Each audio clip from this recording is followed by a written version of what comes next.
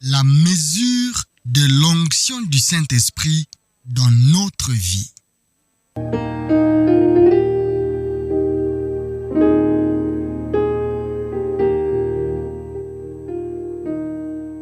Si nous sommes appelés à être constamment remplis du Saint-Esprit, selon Éphésiens chapitre 5, verset 18, nous sommes également appelés à nous laisser immerger toujours plus profondément dans les richesses de la grâce divine et dans la plénitude du Saint-Esprit. En sorte, est-il écrit dans Éphésiens 3, 19, que vous soyez remplis jusqu'à toute la plénitude de Dieu. Ce qui veut dire une vie débordante de Dieu. Comme David l'exprime au psaume 23, verset 5, « Parce que l'Éternel est mon berger, il oint d'huile ma tête et ma coupe déborde. » Le Seigneur Jésus a aussi fait allusion à cette plénitude en disant « Celui qui croit en moi, des fleuves d'eau vive couleront de son sein. » Il dit cela de l'esprit que devaient recevoir ceux qui croiraient en lui. Jean chapitre 7, 38 à 39. Quelques étapes dans la progression de la vie de l'esprit en nous. En lisant la vision d'Ézéchiel du torrent qui sortait du temple dans Ézéchiel 47, 1 à 12, il peut être pour nous une image de la progression de notre vie conduite par l'Esprit. Lisons ensemble. Il me ramena vers la porte de la maison, et voici de l'eau sortait sous les seuils de la maison à l'Orient, car la face de la maison était à l'Orient. L'eau descendait sous les côtés droits de la maison, au midi de l'autel. Il me conduisit par le chemin de la porte septentrionale, et il me fit faire le tour par dehors jusqu'à l'extérieur de la porte orientale. Et voici, l'eau coulait du côté droit. Lorsque l'homme s'avança vers l'Orient, il avait dans sa main un cours d'eau. Et il mesura 1000 coudées. Il me fit traverser l'eau, et j'avais de l'eau jusqu'aux chevilles. Soulignez dans votre Bible, jusqu'aux chevilles. Verset 4. Il mesura encore 1000 coudées et me fit traverser l'eau, et j'avais de l'eau jusqu'aux genoux. Soulignez encore, jusqu'aux genoux. Il mesura encore 1000 coudées et me fit traverser, et j'avais de l'eau jusqu'aux reins. Il mesura encore 1000 coudées, c'était un torrent que je ne pouvais traverser, car l'eau était si profonde qu'il fallait y nager. C'était un torrent qu'on ne pouvait traverser. Il me dit, « As-tu vu, fils de l'homme ?» Et il me ramena au bord du torrent. Quand il m'eut ramené, voici, il y avait sur le bord du torrent beaucoup d'arbres de chaque côté. Il me dit, cette eau coulera vers le district oriental, descendra dans la plaine et entrera dans la mer. Lorsqu'elle se sera jetée dans la mer, les eaux de la mer deviendront saines. Tout être vivant qui se meut vivra partout où le torrent coulera. Et il y aura une grande quantité de poissons, car là où cette eau arrivera, les eaux deviendront saines, et tout vivra partout où parviendra le torrent. Les pêcheurs se tiendront sur ses bords, depuis Enkédi jusqu'à Enclaïm. On étendra les filets. Il y aura des poissons de diverses espèces, comme le poisson de la grande mer, et ils seront très nombreux. Ce marin et ses fosses ne seront point assainis. Ils seront abandonnés au sel. Sur le torrent, sur ses bords de chaque côté, croîtront toutes sortes d'arbres fruitiers. Leur feuillage ne se flétrira point, et leurs fruits n'auront point de fin. Ils mûriront tous tout le mois, parce que les eaux sortiront du sanctuaire. Leurs fruits serviront de nourriture et leurs feuilles de remède. La première étape, nous la trouvons au verset 3 qui dit que l'homme me fit traverser l'eau et j'avais de l'eau jusqu'aux chevilles. Cela peut faire allusion au départ de la vie chrétienne. Les deux pieds dans l'eau qui représentent notre engagement pour suivre le Seigneur. Dieu nous a placés devant un choix. Il nous a invités à le suivre et nous avons répondu par un acte de foi. Dans l'histoire du peuple d'Israël, nous nous souvenons qu'il leur a fallu traverser le Jourdain qui était dans une période de crue.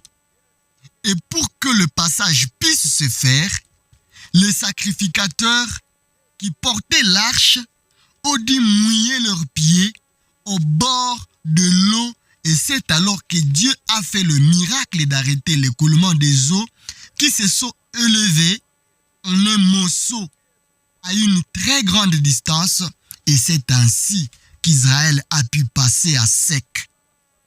Josué chapitre 3, 15 à 17. La nouvelle naissance est un grand miracle produit par l'Esprit de Dieu dans la vie de ceux et celles qui ont pris la décision de mouiller leurs pieds pour suivre Jésus le Sauveur et le Seigneur. La deuxième étape de la progression spirituelle, nous la trouvons au verset 4a qui nous dit « Il me fit traverser l'eau et j'avais de l'eau jusqu'aux genoux. » Accepter le Seigneur Jésus comme notre Sauveur est formidable. Mais il ne faut pas s'arrêter là.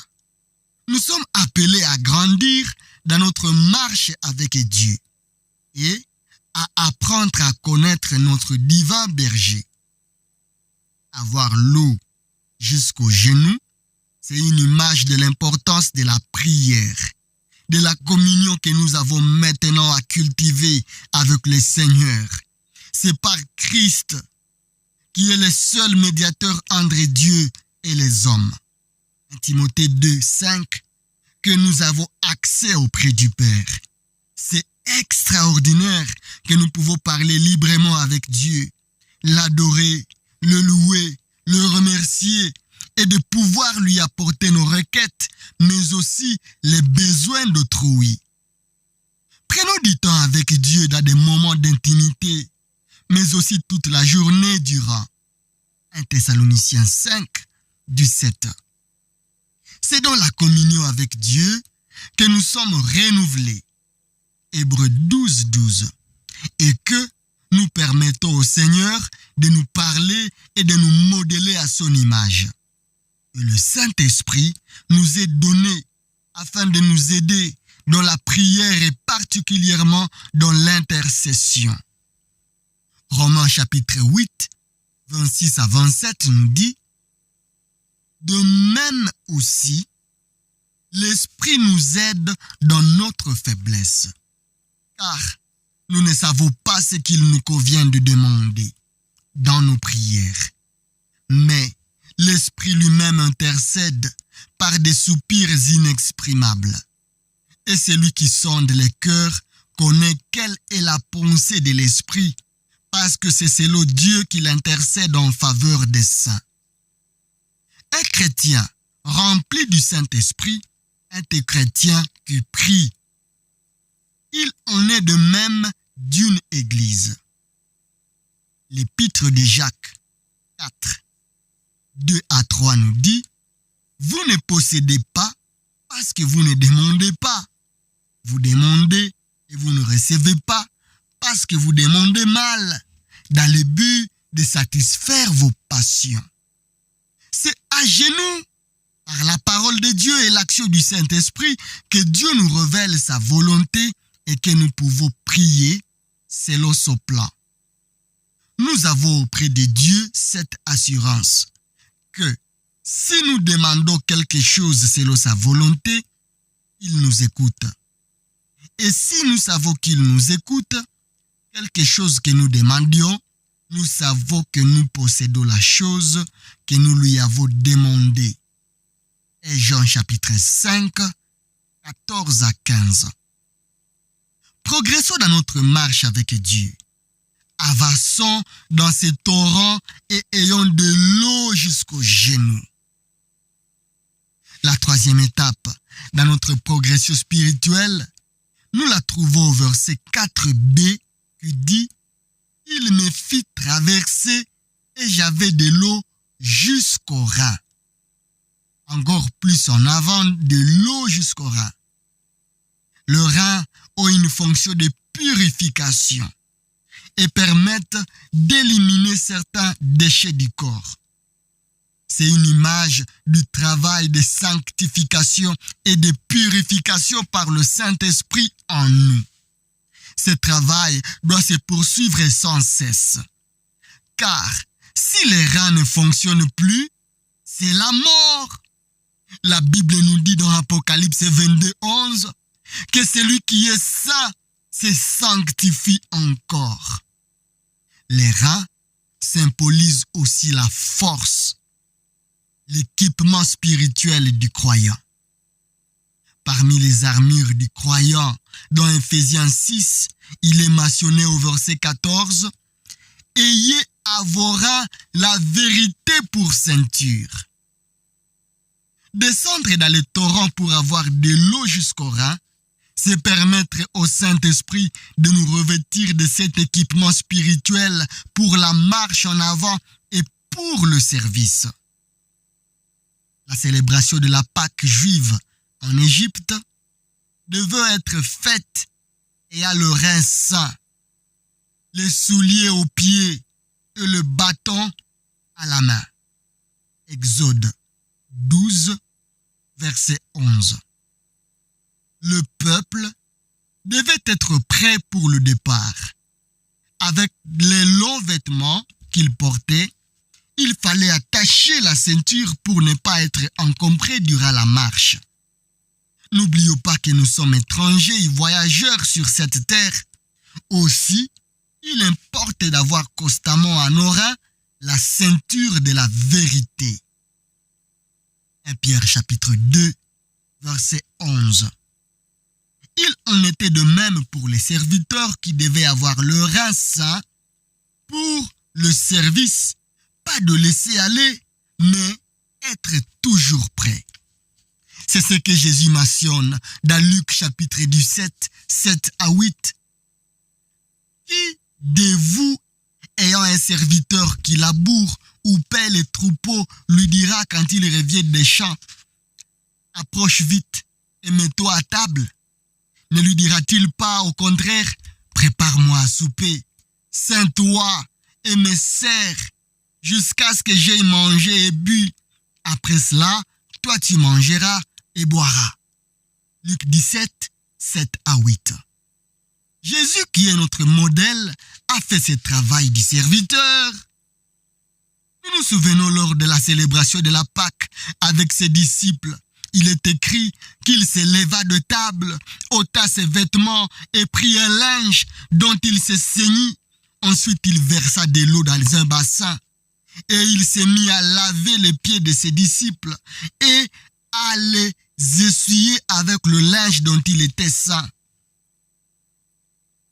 Jean 13, 4 à 5.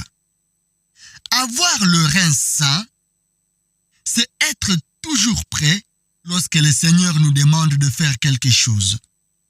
C'est ce que Jérémie a dû faire lorsque Dieu l'a appelé. Jérémie 1, 17. Et toi, Saint-Rein, lève-toi et dis-leur tout ce que je t'ordonnerai. Ne tremble pas en leur présence, de peur que je ne te fasse trembler devant eux. d'entrer dans le torrent pour avoir de l'eau jusqu'au rein nous aidera à être toujours prêts pour le retour du Seigneur. Luc chapitre 12, 35 à 38. Que vos reins soient sains et vos lampes allumées.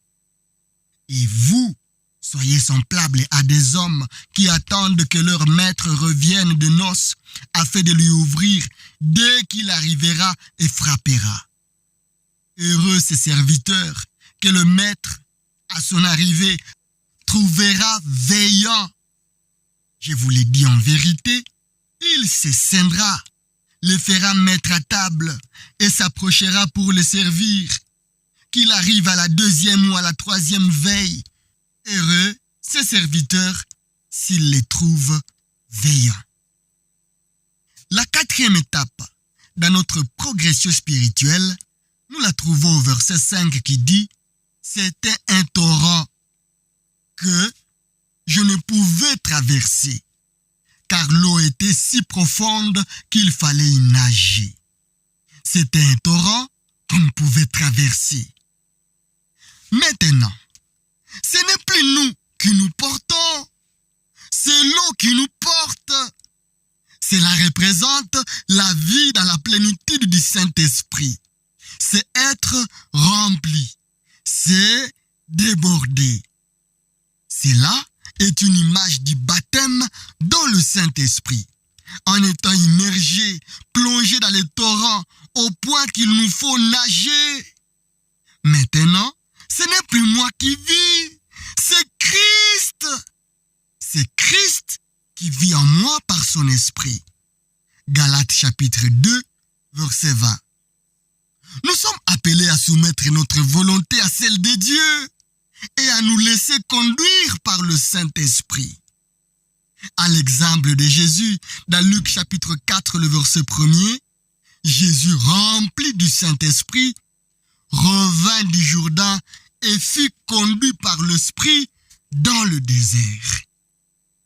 À l'exemple de Philippe, dans Acte 8, 29, l'Esprit dit à Philippe, « Avance et approche-toi de ces chars. » À l'exemple de l'apôtre Paul, dans Actes des Apôtres, chapitre 20, 22 à 23, « Et maintenant voici, lié par l'Esprit, je vais à Jérusalem, ne sachant pas ce qui m'y arrivera, seulement de ville en ville.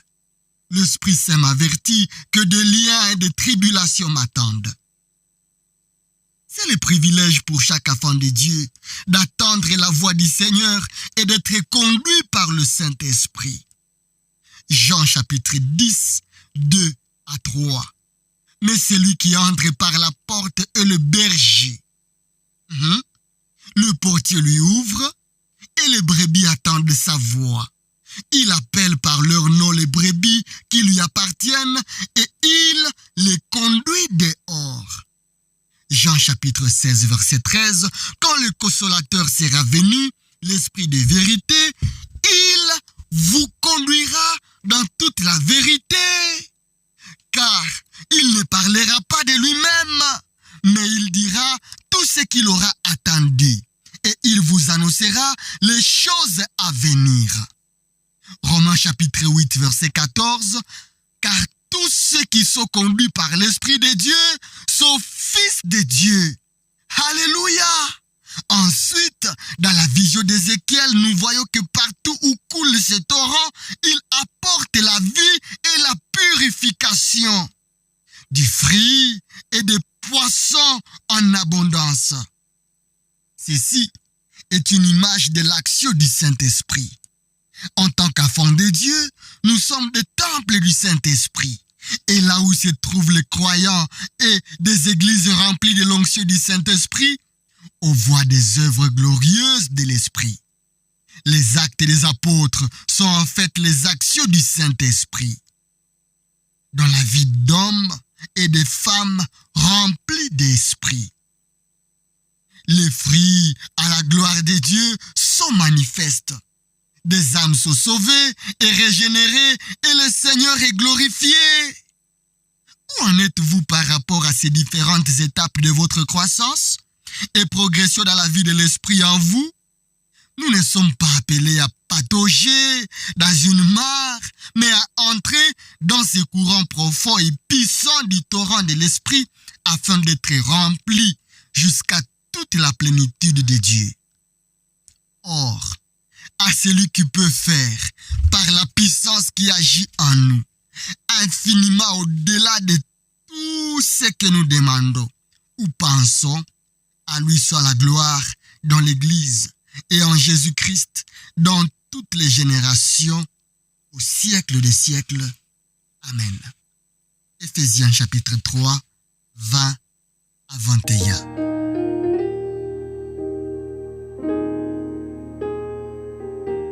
Merci d'avoir suivi cette capsule. Elle a été tirée des inspirations du serviteur de Dieu, Ronald et Jean-Charles Mounou, dans son livre « Le Saint-Esprit et son onction ». Nous sommes confiants que le Saint-Esprit vous a parlé. Priez selon ce qu'il vous a inspiré. Priez pour vous-même, priez pour nous aussi et pour plusieurs autres personnes qui auront à suivre ce message après vous. Vous êtes sur le chemin vers la maturité. Sur ce plateau, notre grande mission est de vous amener à la maturité dans la connaissance et la grâce du Seigneur Jésus-Christ. Ici, nous sommes convaincus qu'en écoutant et en lisant chaque jour la parole de Dieu, nous serons transformés à son image, grandir tel qu'il veut, être tel qu'il veut. Nous avons hâte d'écouter des témoignages de vie transformés par l'écoute de l'Évangile. Abonnez-vous pour ne pas rater d'autres capsules aussi édifiantes comme celle-ci et partagez ce message autour de vous afin qu'il puisse aussi bénir votre entourage. Grâce et shalom au Fils de Dieu.